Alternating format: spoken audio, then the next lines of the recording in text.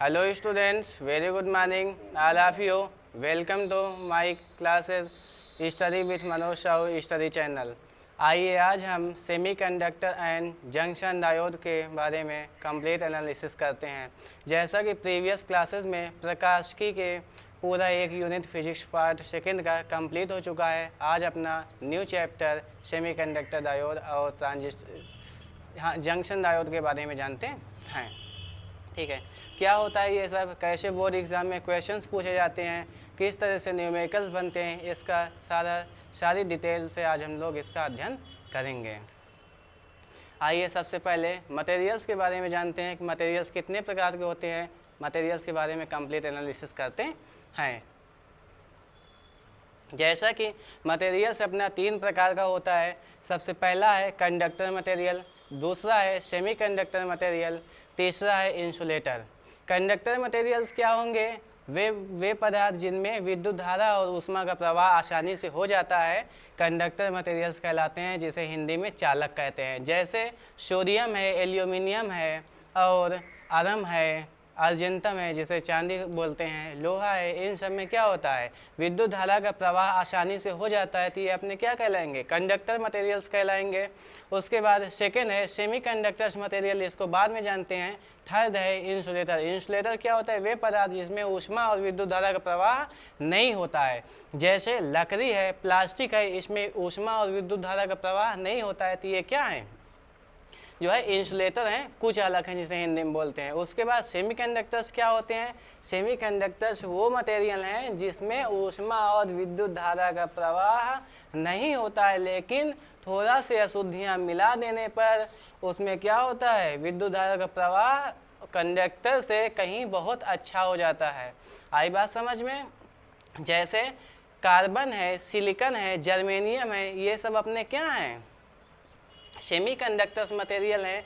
Carbon है, carbon में क्या होगा कि ये जो है ऊष्मा का चालक ना तो कराएगा और न विद्युत धारा का चालक कराएगा, लेकिन इम्प्योरिटी अशुद्धियाँ मिलाने पे ये कहीं जो है कंडक्टर से अच्छा कार्य करेंगे, जैसे कि सिलिकॉन है।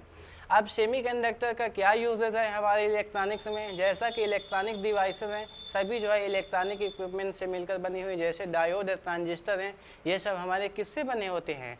सेमीकंडक्टर मटेरियल से बने होते हैं। इसका कंप्लीट एनालिसिस इस चैप्टर में हम लोग करेंगे। डायोड है, ट्रांजिस्टर हैं, क्या इसके यूजेज हैं, कितने प्रकार के डायोड हैं, कैसे वर्क करते हैं, इसका पूरा एनालिसिस करेंगे। उसके बाद जो कंडक्टर है उसको आइए इलेक्ट्रॉनिक विन्यास के आधार पर समझते हैं। जैसे सोडियम है, तो सोडियम का इलेक्ट्रॉनिक विन्यास कितना है? 1s2, 2s2, 2p6 and 3s1। यहाँ पे देखिए तो इसकी जो आउटर मोस्ट सेल है उसमें 1 इलेक्ट्रॉन है, तो इसमें ये लगता है कि जो ये सोडियम है ये क्या, विद्युत धारा का सुचालक है। कहने का मतलब कि जिसके वायतम कोश में सबसे आखिरी वाली कक्षा में 1 इलेक्ट्रॉन होगा, वो क्या होगा? विद्युत धारा का सुचालक होगा। जैसे एल्यूमिनियम है, एल्यूमिनियम की इलेक्ट्रॉनिक विन्यास कितना दिया हुआ है? 1s2, 2s2, 2p6, 3s2, 3s3। तो ये अपना क्या है? इसके वायतम कोश में देखिए तो 3 इलेक्ट्रॉन, तो यहाँ पे 3s3 नहीं होगा, 3p1 होगा, बाई मिस्टेक लिखा हुआ है। उसके बाद क्या हो जाएगा कि एल्यूमिनियम के इलेक्ट्रॉनिक विन्यास 1s2, 2s2, 2p6, 3s2, 3p1 होगा। तो यहाँ पे जो इसकी वायतम कोश में 3 इलेक्ट्रॉन्स हैं, तो एल्यूमिनियम भी अपना क्या है? कंडक्टर मटेरियल्स है, सुचालक है।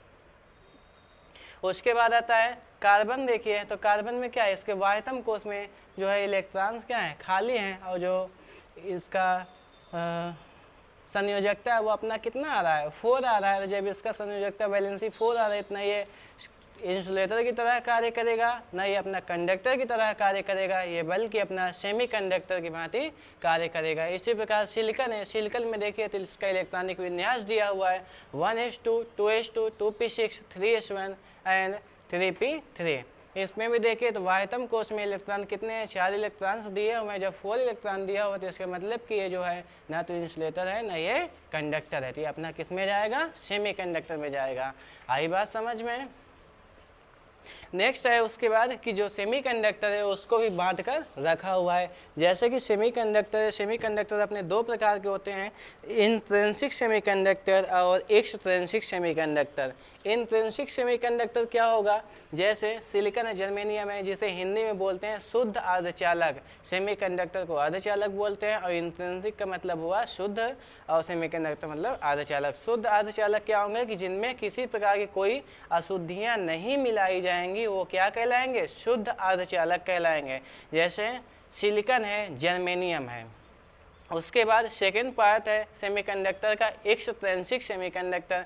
एक्सट्रिंसिक सेमीकंडक्टर क्या होगा कि ये भी अपना दो प्रकार का होता है, पहला है पी टाइप और दूसरा है एन टाइप। पी टाइप क्या होगा कि वे सेमीकंडक्टर मटेरियल्स जिसमें कोई ट्राईवैलेंट 3 संयोजकता वाला अशुद्धियां मिलाई जाती हैं, वो क्या कहलाएंगे, पी टाइप सेमीकंडक्टर्स कहलाएंगे। आई बात समझ में। जैसे बोरान है, एल्यूमिनियम है, अगर इसे सिलिकॉन या जर्मेनियम में मिला देंगे तो जो सिलिकॉन या जर्मेनियम है वो कैसा अर्धचालक बनेगा, वो पी टाइप सेमीकंडक्टर या पी टाइप अर्धचालक बनेगा। आई बात समझ में। उसके बाद सेकेंड है एन टाइप अर्धचालक। एन टाइप अर्धचालक में क्या होगा कि जब किसी अर्धचालक में 5 संयोजकता वाला, 5 संयोजकता वाला या 5 वो पेंटावायलेंट इम्प्योरिटी मिलाते हैं, तब वो क्या बनेगा, एन टाइप सेमीकंडक्टर मटेरियल्स बनेगा। जैसे फास्फोरस को अगर हम सिलिकॉन या जर्मेनियम के साथ मिलाते हैं तो जो हमारा अर्धचालक बनेगा वो कैसा बनेगा, एन टाइप अर्धचालक बनेगा। आई बात समझ में। मुझे उम्मीद है कि ये सेमीकंडक्टर्स मटेरियल्स, कंडक्टर्स, ये सब क्या है, ये आपको अच्छी तरह से समझ में आ गया होगा। उसके बाद क्या है कि जो इसका रिमेनिंग टॉपिक है, इसके आगे नेक्स्ट लेक्चर में, नेक्स्ट क्लास में कंटिन्यू करते हैं। आई बात समझ में। आज तक के लिए बस इतना ही। Thank you, bye bye.